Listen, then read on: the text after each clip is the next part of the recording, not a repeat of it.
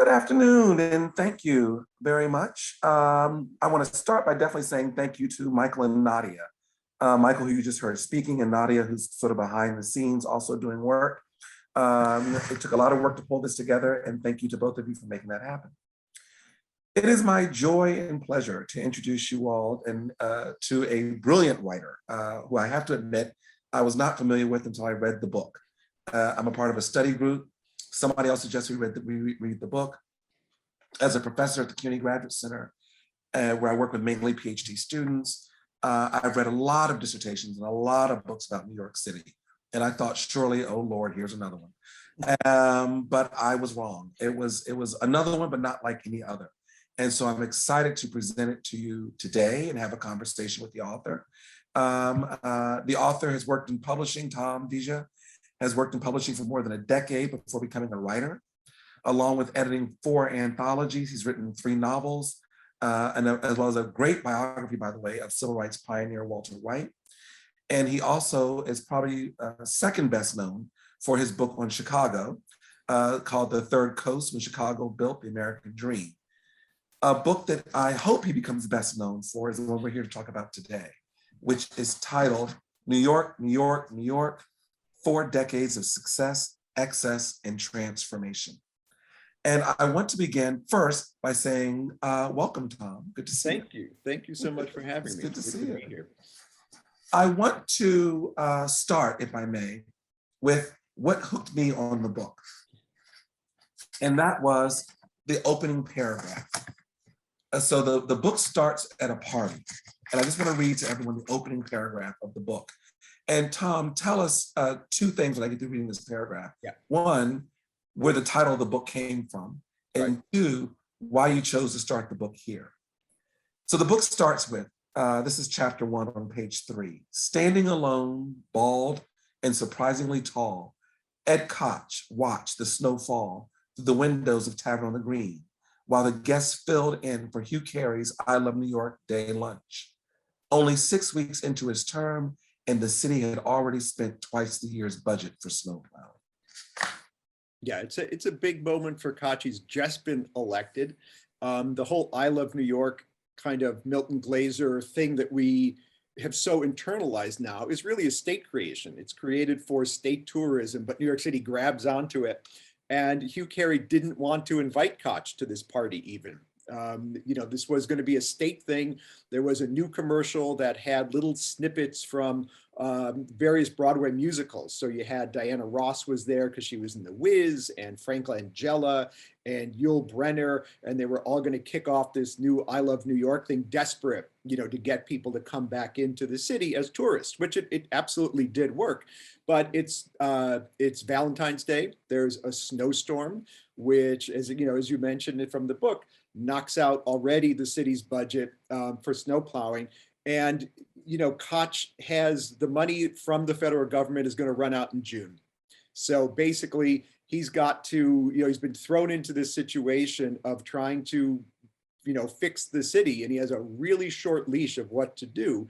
And it just seemed like a perfect kind of mashup moment of the kind of celebrity and glitz and glamour of Tavern on the Green, the hard politics of Hugh Carey not even wanting Koch there. And, Bobby Zarum, his PR guy, begs him to have the mayor there because Koch wasn't Hugh Carey's guy. Mario Cuomo was in that election. And just to kind of throw it all together as a kind of starting place, the next day, Koch has a big meeting with David Rockefeller to sort of start trying to figure out what to do with Battery Park. So it's a real kind of clutch moment for Koch in a way, and I think a good way to start the book. The title comes from, I think for me, the kind of godfather of the book, a guy named William Hollywhite, who was an urbanist. He wrote a book called The Organizational Man back in the 50s, and he was kind of part of a vanguard of people who, as white flight and suburbanization is happening, is really talking against urban sprawl and kind of that urban sprawl, but also trying to get people back into city centers. How do we fix that? What do we need? And so in New York, he does these studies where he films people in various plazas and public spaces to really ask, what do New Yorkers do when they're in public? How do they use public space? And he really develops from him this very generative sense of public space. He says at one point, New York exists to facilitate face-to-face exchange between people. So for him, more people is the answer to everything. And he's a real inspiration for a lot of important people over the 35 or 40 years covered in this book. So long story short, someone once asks Holly, what are your 3 favorite American cities? And he says, New York, New York, New York. And so for me, it kind of, being able to kind of tip my hat to Holly White in the title was a happy thing. Exactly. Wonderful story. So we have a broad audience here from many different locations and perspectives, but I'm going to spend a lot of time because SLU paid for this, School for Labor and Urban Studies. So we're going to lean sort of and privilege that audience, if you will. And so I want to start, if you will, and how you in your book describe and discuss the labor movement. Right. And specifically, not just the movement as an entity or organizing thing, but also how New Yorkers actually work. Because your book is structured, if you will, on a timeline. Right. And you cover these different mayors, starting with Ed Koch, and you go up to Bloomberg. Each one getting and some of the previous mayors getting mentioned as well, but don't get as much airtime, if you will. Right. Well, I mean, it needed to be a framework. Yeah. I'll jump. Yeah. Sure. So just jump into the labor movement conversation. Yeah. I mean, I think labor comes in, there is the separation between when we talk about kind of labor and how we work, and how we work ends up being a very big thread in this book, largely in terms of technology more than anything else, and kind of the emergence of and what that does in terms of FIRE and the kind of privileging of that kind of part of the economy. But to focus on labor in the sense of the labor movement, I mean, its impact right at this moment, when the book starts with Koch, is the sense of what role did labor have in kind of the lead up to the fiscal crisis, and what does Koch have to do and the city have to do, City Hall, have to do in their dealings with labor to get out of it. And, labor it's fascinating, had this very generative, creative role in the city, having their fingers in, affordable housing, Lincoln Center signing on to things like that. It has a very broad, popular kind of reputation. But once you hit the later 60s, that begins to change. Under Lindsay and then Beam, you have sanitation strikes, transit strikes that freeze the city, that devastating teachers strike in Brownsville that kind of drives a wedge between Black and Jewish coalitions that had existed before.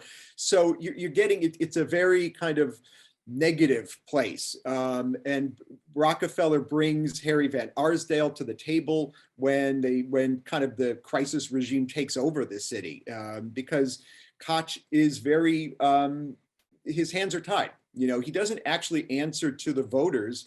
He has to answer to these kind of external groups that have come in to run the city's budget. So the budget, how the money works, is basically up to these groups. And Koch is given the mandate that he has to cut costs and lower tax revenues, but also lower taxes, but raise revenues as it goes through. So, having to deal with labor is a big, big piece of this. And Koch really didn't want labor as a partner. He's a Democrat, he's a centrist, he is not good on race, and he is kind of questionable on labor fundamentally. Jack Beigel, who is an advisor, union advisor, says to him after he's elected, he says, we'll come in and be your partner on trying to run things. And Koch says, I don't want you as my partner. You weren't elected, I was. And so his attitude is very much a kind of man alone. And he's the same way towards the banks and towards kind of finance, who he calls like the richies. So he does what he wants to do and doesn't really work with labor as a partner in all of this. But there are realities, as we talked about that run up to June and trying to get a new deal for the city. There's also new contracts come up. And so early on, Koch has to actually give a big contract, big concession to the unions in order to avoid the kind of optics of another big strike of this sort that makes New York look like it's going down the drain again. So that finally gets passed in June. And Koch's other big push, aside from contracts, is trying to kind of deal with productivity in the city, because that sense of the city not working, not functioning, of people kind of, laying around. There was that sense also of, as part of white flight, by the late 60s, early 70s, you had unions that were mainly staffed by people who had left the city or were living in the suburbs at this point and being in play and getting city contracts. So it was another reason why kind of a growing negativity, kind of growing negative popular sense of labor in New York at that point. And the productivity aspect was another part of it. And trying to get things like broadbanding changing, trying to negotiate kind of more concessions from labor was a real challenge for Koch at this point. Okay. And so then take me further down the road. So, because I want to hit as many of the mayors as we can in the time that we have left. So, so by the end of Koch's term, what's the relationship with labor like? Well, he's basically given up on any kind of civil service reform. He's had some people like Norman Steisel and Nat Leventhal do some very positive work with, like, sanitation, which had been terrible, and their, kind of conditions and performance, all of that. And they're able to actually get some productivity movement by working better with sanitation, by providing them with better facilities and better tools to do their job with. And so the city shows that it can, people working, unions working with the city can affect some productivity changes if there's willing to be a little bit of push and forth. So after Koch, huge layoffs, once Wall Street happens in, say, in kind of 82, early 80s, the money starts to roll in. And Koch, who has been, as we've said, kind of seeming to be anti-union to some degree, and certainly the transit strike in 1980, he celebrated.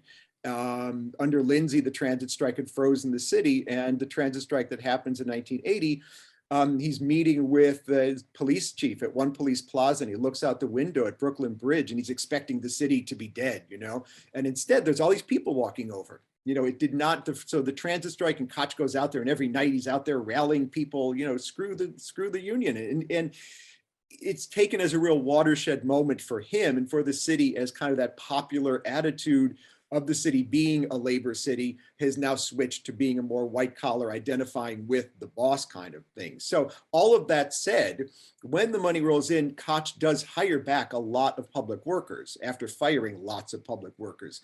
A lot of new policemen, a lot of new teachers, most of it's targeted in a few areas like that. But the labor roles actually increase under Koch by the time he's done and the ball, is handed over to Dinkins.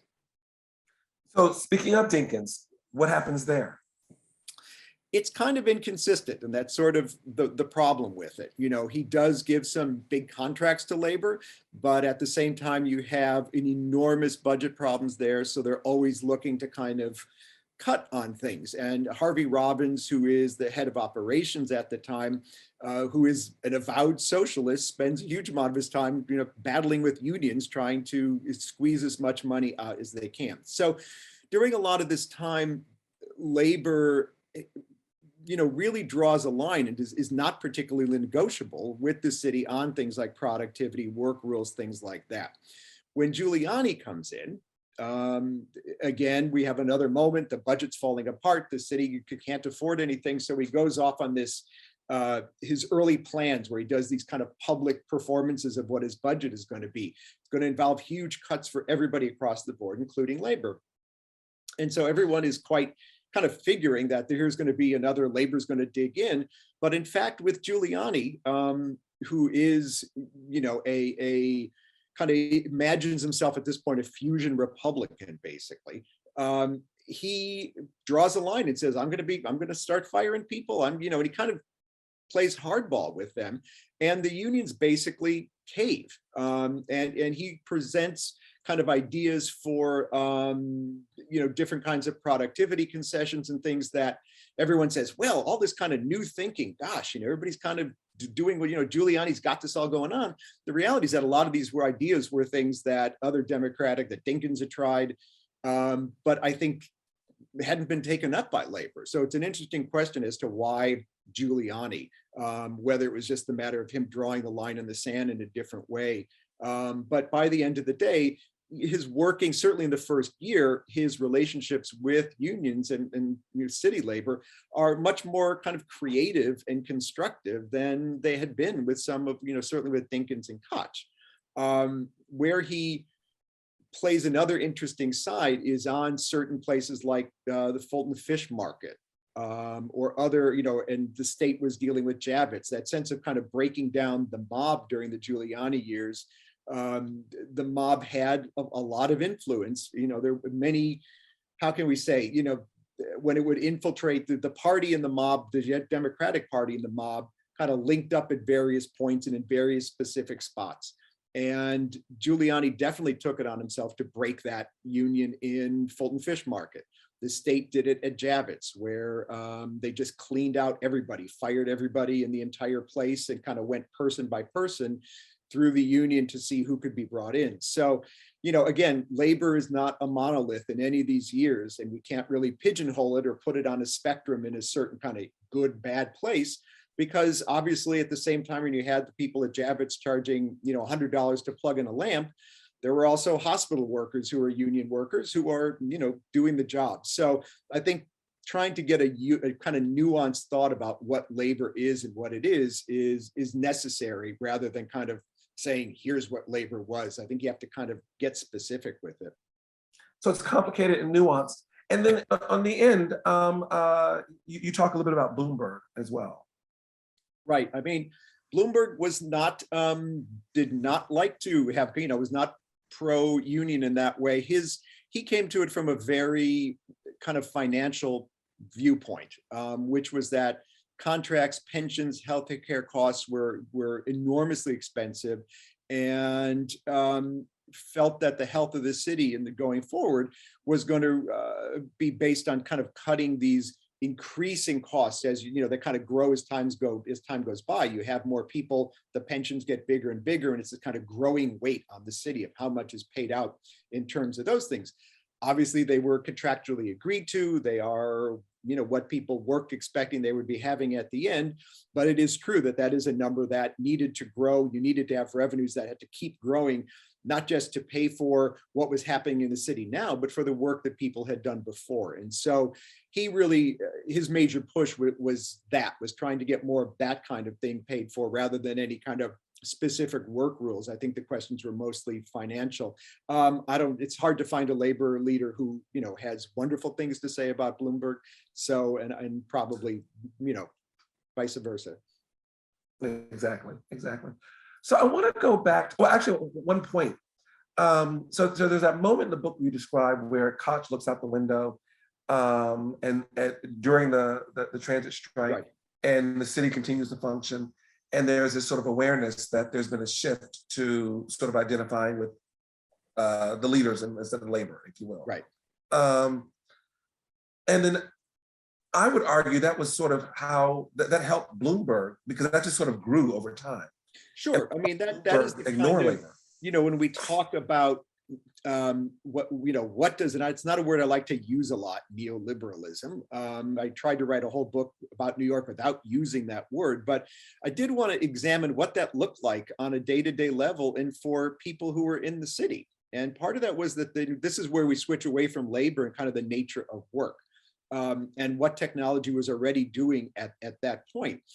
Technology over these years changes how people work. From, there used to be old guys every night on Wall Street, they would get the bundles of actual stock certificates and kind of shuttle them between the different banks and different brokers and stuff. I mean, there were certain kinds of physical work that was done, paper pushers, offices were full of white collar workers who were doing basically low-end white-collar work that was just punching holes in key cards and things like that. And over time, that disappears. There are all kinds of work that changes and is disappeared from the city, from the bottom to the top fundamentally. And so work becomes, I think, a much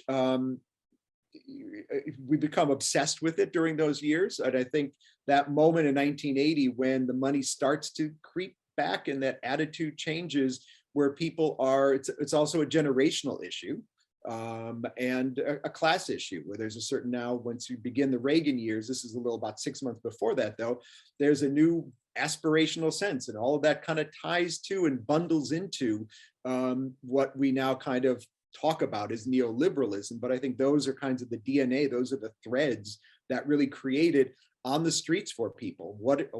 Where am I going to work? What do I want to do? What do I want my future to look like? And a lot of those things were answered by better paying work that was easier, not easier, but that did not involve, getting my hands dirty. And that world was opening up. That was what was taking a bigger place in the city, since that's where the economic activity was, not in factories, but in, finance, insurance, and real estate. And so talk about that a little bit, that shift over these mayor's terms about sort of traditional blue collar labor and moving that into fire industries, and then moving that into sort of the gig economy that we have now. Right. I mean, and the work that we actually do in New York City. Right. I mean, I think that globalization, another big fat word, plays an enormous role along with technology, because it's not necessary, certainly the workers aren't saying they don't have they can only work at jobs that exist there. In New York was never a kind of heavy industry, Chicago, Detroit kind of place. The industry was always of a smaller kind of factories that were more about agglomeration and kind of small industries that work together, that were kind of woven together, as opposed to, Rouge River kind of things. So industry was going back to the 40s and 50s, when we talk about Moses and all that kind of stuff, that already we're looking at the layers of how we can support industry are cut smaller and smaller and smaller. So we're already looking at a kind of economy that is going to be based on things that aren't on heavy industry. New York's only connected by one place at the Bronx to the rest of America. Everything else had to go over on barges across the Hudson. Not an easy thing. The choices made in the late 40s to give the piers basically to New Jersey. That the new kind of container technology that's going to happen is not going to come to New York.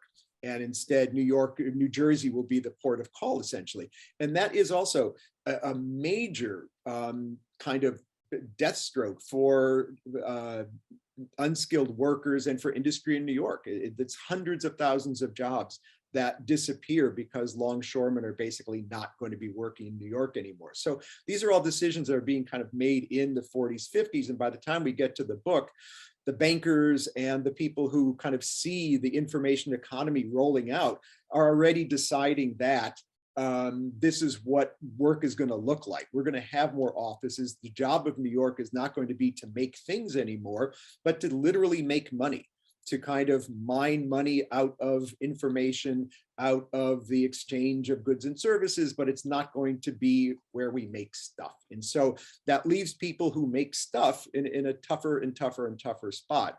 The answer we've come to, such as it is, has been over the arc of these mayors, has been tourism as one of them. We all have very mixed feelings about it, and making New York kind of focused on tourism and making certainly policy and budgetary decisions and land use decisions based on what will tourists like is horrifying, but it's 400,000 jobs, and it's a big thing if we don't have tourists. Because it is a place, it's one of the few sectors that really involves unskilled workers or low-skilled workers, but also has some mobility in it. So that's one of the places, where we've put workers who might have once been filling ships, with things. So it's been— and one of the advantages of having tourists is, as a city, you don't have to educate them or medicate them, which is a very expensive venture. They come in, spend money, and leave. So right, that's right. a good thing. Oh, with the tourists, yeah, absolutely, yeah. Yeah, exactly. I want to shift gears a little bit. What brought you to this book? Well, it's Chicago. The Chicago book is really about these 15 years in Chicago after World War II, where so many things that to me are that define the American century come out of it.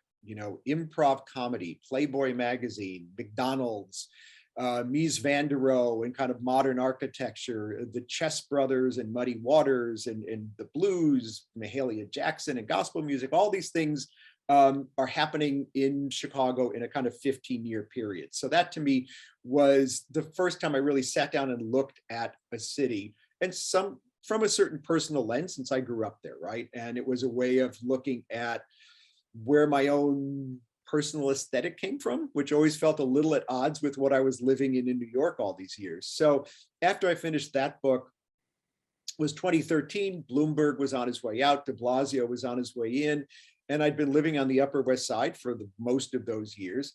And it had clearly changed enormously from the Panic in Needle Park days when I moved here to what it was now, which was all clean and full of strollers and all that sort of thing.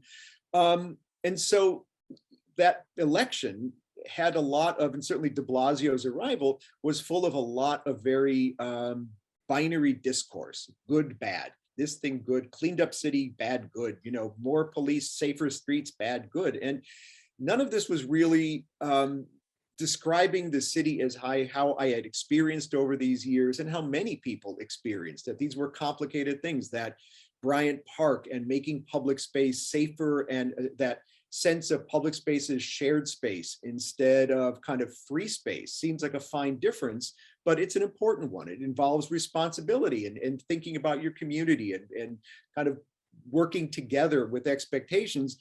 So how did that get so kind of demonized, I wondered, you know? And so certainly it was the moment when Giuliani comes in and takes what our Olmstedian, you know, Frederick Law Olmsted, creator of Central Park, a great thinker and writer, takes those ideas and turns them into a way to control people, you know. And that is, I wanted to find these moments of these kind of hinge moments when ideas or policies that actually made sense, that were, I think, valuable to the life of the city, were taken over. I wanted to interrogate whether things like Disneyfication, you know, was something that was genuine, and to what way were things like the Times Square renovation, what motivated them? Who were the people behind them? And can we really ask whether that was a positive or negative on balance? So it seemed that you know, in that moment when none of these kind of two clashing sides were really speaking to it, I wanted to go back and kind of take a journey.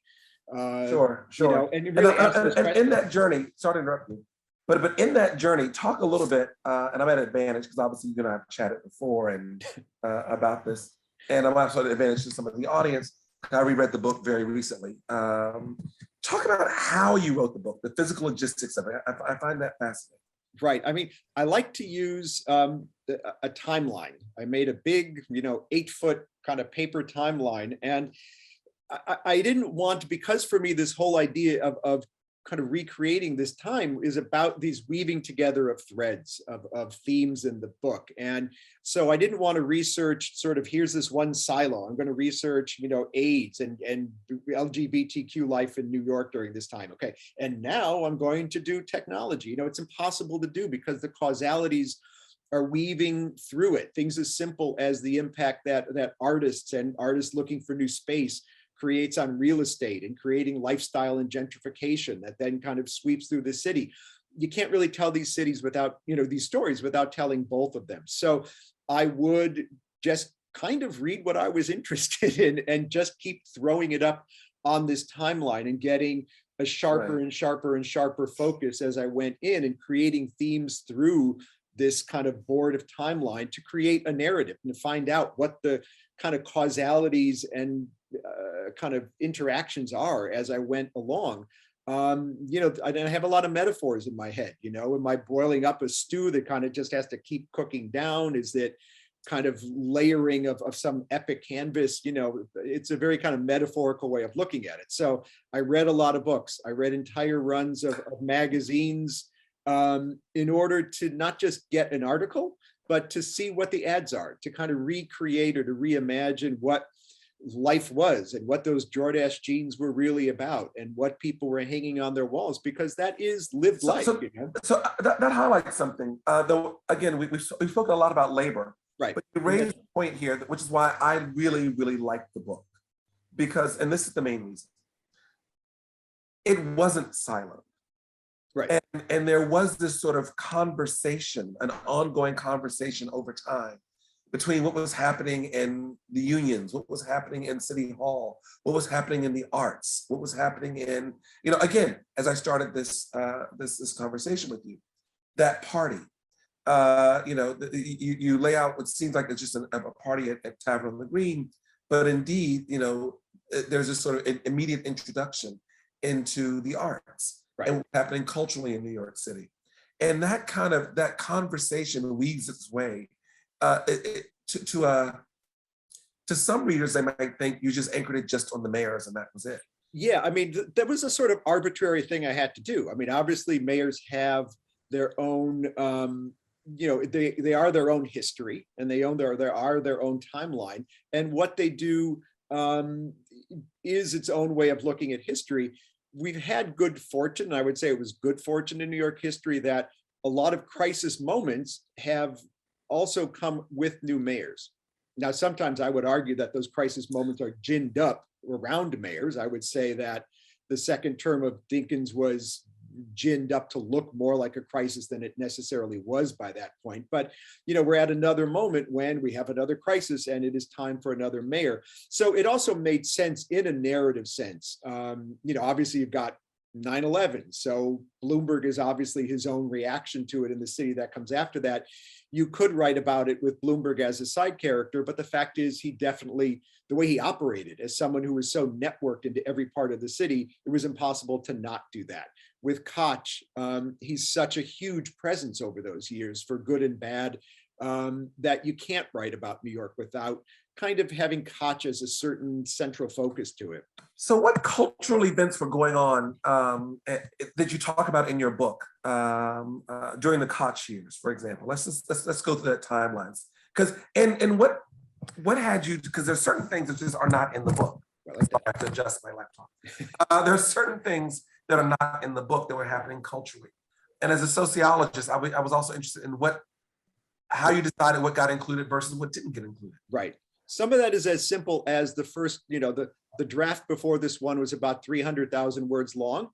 So that would have given you about a 1,000-page book. Some of it's that simple, hard choices made with a red pencil, So I definitely wrote more than what you got in the final book. So culturally, to me, the arc of this book briefly is moving from that kind of sense we have of progress, of some sort of, the stately march of the arts with a little avant-garde running ahead, blazing the way for us as we come through and commercialize it all. And that kind of very simple narrative. And I think that all blows up in 93. I think the Whitney Biennial, among other things in 93, many of the things we talk about now with, political correctness and all these kinds of things that are they're being talked about at that point and acted on. And it's a real change point for the city, culturally and for culture in general, because instead of just that single narrative, we now have, I think, we begin looking horizontally instead of forward. And that creates a new kind of culture where people are kind of finding their own way through it as opposed to being guided through it. And it's a whole other complex conversation, but you marry that with tech at around this point, and it's an interesting cultural change for the city and certainly the nation and world at large. But in New York, it really manifests, I think, since this is a place that is the center of media and culture in America and arguably the world, and then becomes in its own way a tech center. So culturally, what is happening for me in 78 in that early Koch years is it is a generational change. And I hang a lot of it on what happens downtown. The idea of downtown and uptown at that point were like 14th Street was a border. You might as well have had to produce a passport. There were people who lived their entire life, never going above 14th Street and being proud of it. And that is blown up a little bit because uptown and downtown, the Diana Vreeland uptown, but then when the East Village happens, there's the South Bronx uptown comes down. And you get with the Times Square show, this art, kind of two-story art installation in Times Square that a collaborative art group called Colab puts together.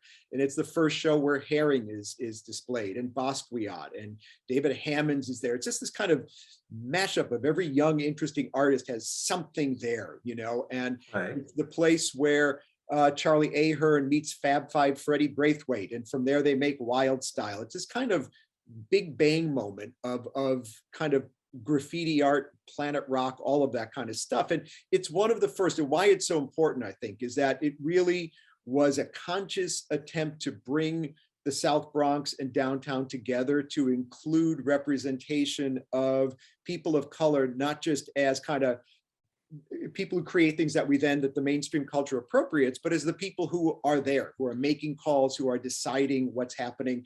And this is, at the same time, the birth of hip hop, which is woven in there. Right, exactly. Which, by the way, you deal with brilliantly in the book. So then take me to Dinkins. What culturally is going on there? Well, Dinkins, I think most transforming is that 93 moment. That's the end of end of his term. He is trying to have a different, that different model of the city, as opposed to a melting pot. He always talks about as a gorgeous mosaic, which, right, which is a different model of thinking about a pluralistic society. It's the one that Canada uses, actually. I was kind of hunting that down. The Canadians think about a mosaic as opposed to a melting pot. And that was Dinkins' model as well. And that was part of, I think, going on, kind of a cultural panic among the same people who are having the cultural panic now. It was a first manifestation of that Giuliani really jumps on, in trying to talk about one standard for one city, and this is where he weaponizes those ideas that I think were really generative ideas about public space, turning them into ways of control, and using, that idea of we're all unified and we're all together as long as you agree with this way we do it. Who makes the rules? Another question. We're going to keep making the rules, but if you follow them, everybody's happy. And that works for a lot of people, and that introduces the Giuliani years. Right. And then running, and of course, also obviously during Giuliani, 9/11 happens, and so. Right. So then, really quick for equal airtime, Bloomberg. What happens culturally there? I'm sorry. Before you do Bloomberg, for those who are listening in, I think you saw it on the Michael sent it out already. But if you have any questions for our author, please put them into the Q&A, and we'll get to those in just a very few minutes. Right. But culture, Bloomberg. I mean, culture in Bloomberg. It is culturally, it's an amazing time. There's a lot of things that certainly policing, there's many things to bang on Bloomberg about, but on the level of what happens in the city culturally, it's hard to think of a time when so much culture was on offer, and a way of looking at the city that was looking towards reuse, looking towards new ways of dealing with that. So culturally, one can only kind of tip a cap to him. The problem is that he was such an enormous, and remains an enormous philanthropist, and a supporter of all kinds of arts groups, that when he wants to take a third term, which goes against the charter of New York City, he's able to pull in a lot of favors because he's sprinkled a lot of money around. And so he has a lot of friends who will say, gee, if it was somebody else, I wouldn't want to do this, but Bloomberg has been such a great guy. So as much as there was talk of him as like not being, politics as usual, it was a different kind of politics. And so a great amount of culture comes out of it. I do, no matter what. I love the High Line. I think it's a terrific addition, a terrific rethinking of a place. I think there were that sense of pushing forward arts in the boroughs and stuff like that. I think he was strong at, but used that as a way to stay in power. Cool. Actually, what I wanted to go to next, as you and I had talked about, was moving from description, sort of what happened, which is what the book is, and the prescription, sort of what ought to happen, what can happen, thinking for the future. But to that end, there's a question that you can also answer at the same time. And this comes from Alex. And the question says, learning from this history, a la your book, what key lessons should labor and social justice activists learn in order to seize the current opportunities for progressive change? Right. I mean, I would, labor is, as I said, a big basket. Are police, do you consider police unions part of labor in that way? I think we need to, social activism, I would almost parse out as a separate thing. Having dealt with and talked to a lot of community organizers and a lot of people who are working in their communities, that was a real, and not that labor isn't a grassroots thing, except sometimes it's not. I mean, I think that sense of the lessons to be learned are that you can achieve an enormous amount. I was surprised. People ask me what I'm surprised by. And as I wanted to go back and find who started things and what got things rolling, it was remarkable how many organizations, local groups, just obsessed people actually made things happen over these years and didn't just fight City Hall, but often they worked with City Hall. Somebody like Yolanda Garcia's in the Bronx, who didn't just protest the redevelopment and bulldozing of her neighborhood. She actually created an organization, and that now you have Melrose Court, you know, I mean, and they worked with the city to do that. Knowing when to fight and when to work with the city is an enormously important thing, I think. And labor, you know, there have been great moments when those conciliations, those concessions have been incredibly helpful at difficult moments for the city, and knowing when to stand pat and when to fight is important. But some of the more destructive things that happen, and you know, over these years, again, police unions, correctional officer unions, I mean, these are things that I find hard to lump into labor at this point, because they have had a very corrosive effect. So given that though, back to the question, so what can we learn? What can Well, I labor think looking, I mean, be more powerful and more impactful?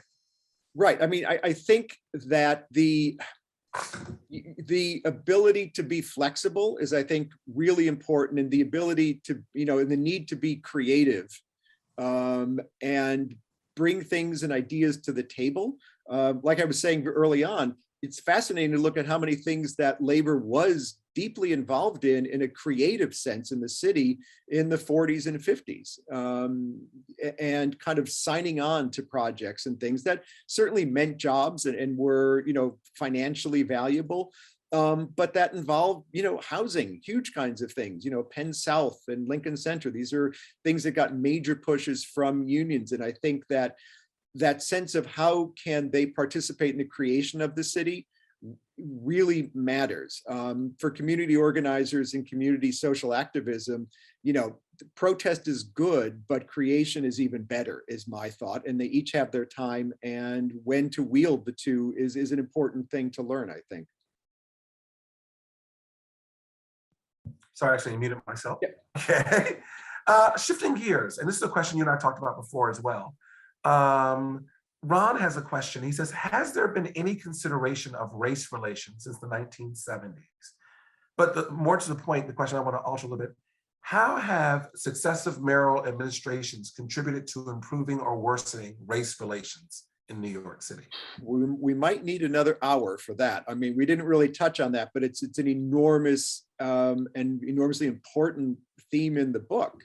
One of the unspoken aspects of Koch coming in was that he was assigned that, you know, white New York was back in charge. There had always been certain kind of power sharing agreements. The Manhattan Borough president would be black. There'd be certain positions in government that were kind of traditionally for people of color.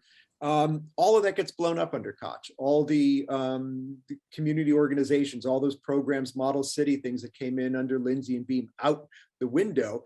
And Koch has this very, very prickly kind of proto all lives matter approach to race relations in the city.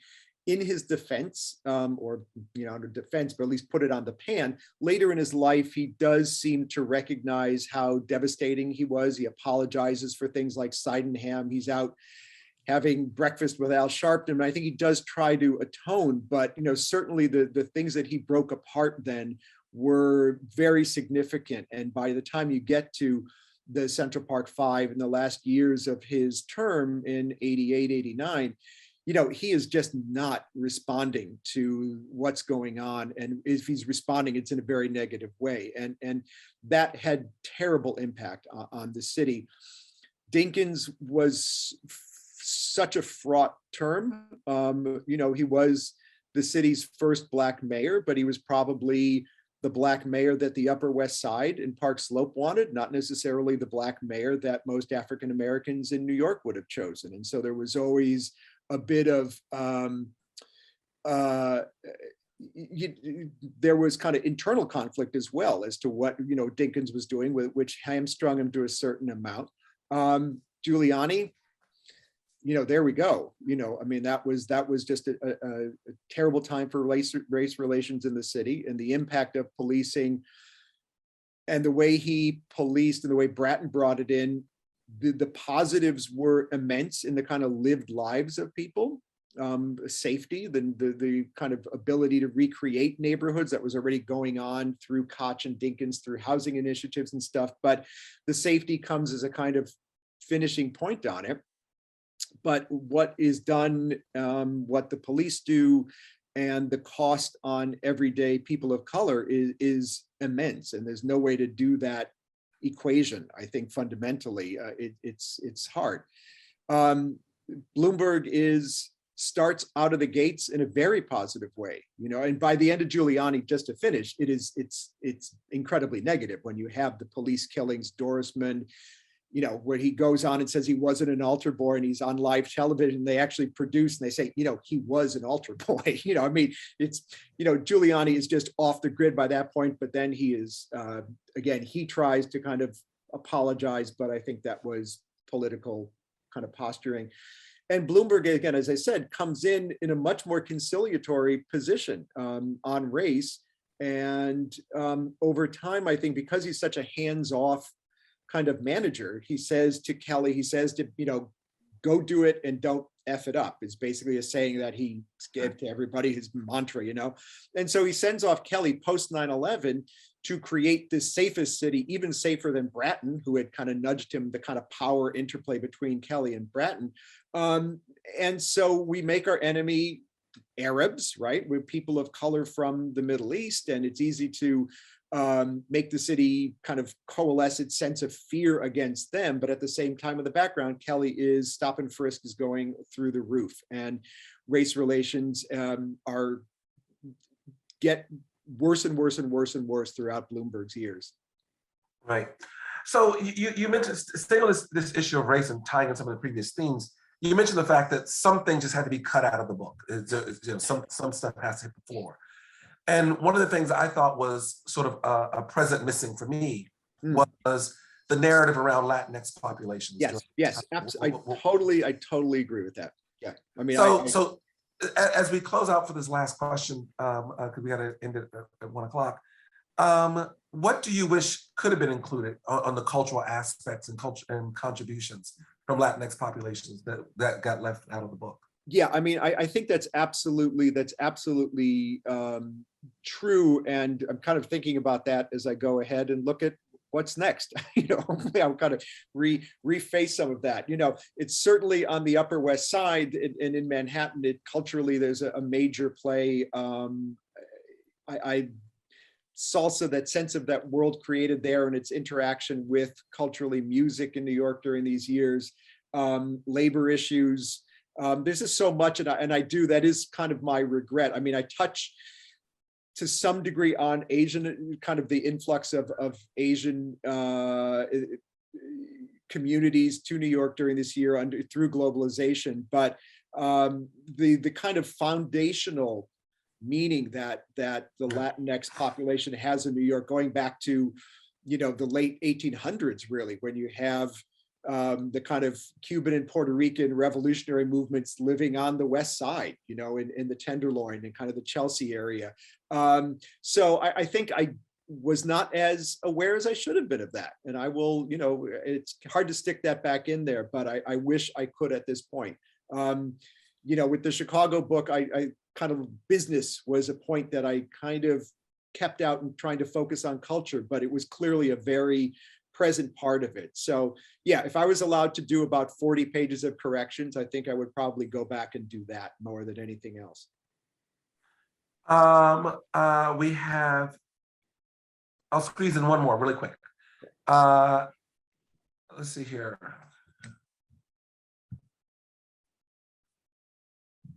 I'm not gonna pronounce the person's name, but I'm gonna destroy it. So I'll give the initials, which is KM of the initials. Speaking of sources and methodology, can you briefly tell us how did you infuse sources such as magazines and literary works into your book? How did it? Well, I mean, it is a very, that's an interesting question. Thank you, because, and I say that sincerely, that it's a book with a lot of quotes in it. and it was a way to include a lot of voices. Over these 40 years, you have amazing writers, some of the greatest writers out there, as well as the people on the streets. And so how would I be able to get them into this book was a real question for me, because part of my Chicago upbringing is Studs Terkel and oral history, and so I wanted to have those people speaking for themselves as much as possible.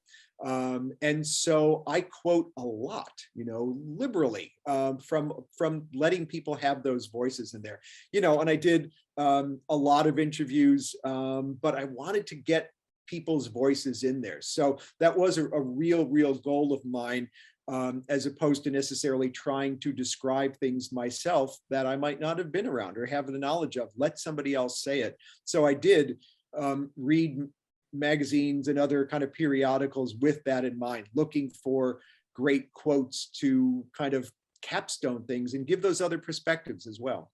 And God knows other people say things better than I do, so let them do it. And I'm envisioning you putting it on a Post-it and putting on an 8-foot long thing on your wall and wherever. I could show you the closet where all of those things, where the boxes and boxes of those things are. But yeah, it was messy. Those first drafts are, big, to say the least. Exactly. One of my colleagues, who is a brilliant researcher and teacher and labor historian as well, Ruth Melkman, has a question for you, which is, what are your thoughts on Eric Adams? I think I'm hopeful. I think we need it to happen right away. I think the biggest problem we have today in late October in New York is that we are in this awful lame duck in the air period at a very crucial moment for the city, when we're trying to get back to work, when we're trying to figure out what work is. We should be engaging in a real deep discussion of what is work and the workplace going to look like in New York. So when we have, the Empire State Complex being discussed, when we have Gowanus being discussed, we should be really talking about what is work going to look like as well, because I think the models that we're going to be throwing hundreds of billions of dollars at, or whatever, tens of billions, might not necessarily serve the reality that's coming. And I think we're not having that conversation as loudly as we should until we get a new mayor, which should be Eric Adams. Hopefully that conversation will involve voices that aren't just developers, which is probably my fear of all that. But I've spoken to enough people on enough sides of the spectrum and they say, yes, we feel we can work with him, which is a positive thing. I was struck in doing this book at how many of the people who really got things done, this whole generation of I will say bureaucrats, but I think they deserve a better word than that, people who worked in and out of these administrations really put they put New York above the party that they belong to. They put the city above politics. Was politics involved? Certainly, but they made policies that looked at what is going to work most for the city. And I have my fingers crossed that he is hard enough to pin down, or hard enough to say, here's where he stands, that there is a sense of higher calling here. Again, fingers crossed, let's see what happens. But I'm not entirely, I read things, listen to what he has to say, and I don't find myself gritting my teeth. I think, okay, I can go with that.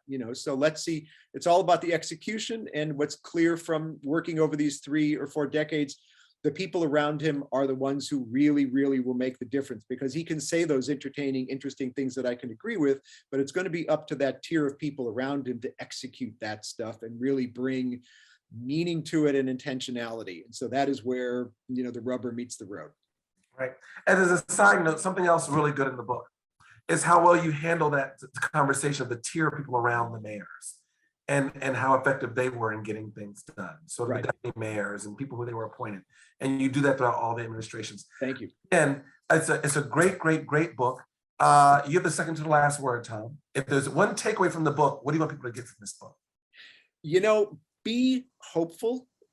This city isn't going anywhere. Seeing that 8.8 million census number is scary. It means it's a lot of work for us, but it means that the world has not lost its love for what this city means, and that sense of it being a place where we do exchange with each other on a face-to-face basis and create communities with each other.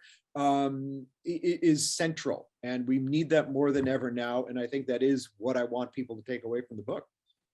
Okay. Any last word? Thank you to all of you. Thank you, Mr. Battle, for this. This is wonderful. My joy and pleasure. Thank you all for listening. And I definitely want to thank again Michael and Nadia for pulling this together. I really do appreciate the work you did behind the scenes. And Tom, thank you for writing a great book. I look forward to the next one. Thank you. Take care. Thank you all. Take care.